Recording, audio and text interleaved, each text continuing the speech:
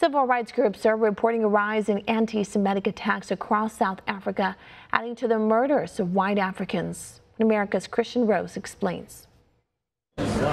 Sorry, what? Tell the government to change. We are not Palestinians. Tell the government to change. What are they doing here? A wave of anti-Semitic incidents is sweeping across South Africa amid the nation's black majority government's hostility to Israel. According to reports from the Jewish News Syndicate and other Israeli media, South Africa's ruling party, African National Congress, or the ANC, is highly supportive of the international campaign to boycott Israel. Our point is that the Palestinian struggle is our struggle as the people of South Africa. We know very well to be discriminated in your own land. The South African Jewish Board of Deputies observed, quote, a flurry of anti-Semitic and threatening attacks all across South Africa. This comes amidst the tidal wave of farm attacks and murders against white South Africans, specifically the Afrikaner people, fueled by the ANC plan to expropriate white-owned properties without compensation. South Africa's left-wing radicals accuse white residents of stealing their land and blame the Jewish people for being the driving force behind what they call the white monopoly capital.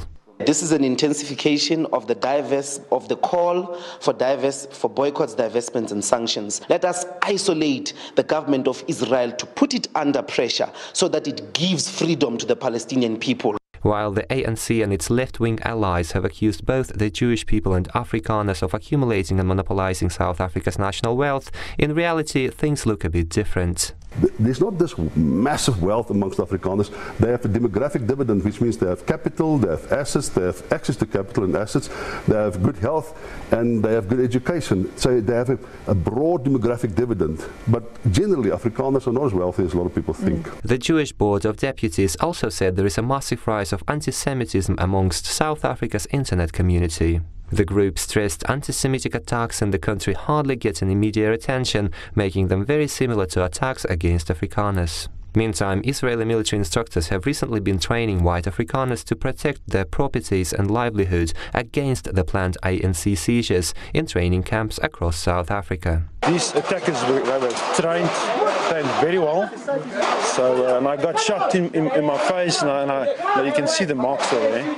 And I got stabbed 9 times by a knife, but I survived it. These alarming developments, along with international condemnation of Israel as an apartheid state, point to the ongoing escalation in political and social tensions in South Africa, which some say could evolve into a full-scale civil war. Kristian, Rouz, One America News. Want to see more videos like this? Click on the link below and subscribe to One America News on YouTube, and call your cable provider and kindly demand that One America News is added to your lineup. Call and subscribe today.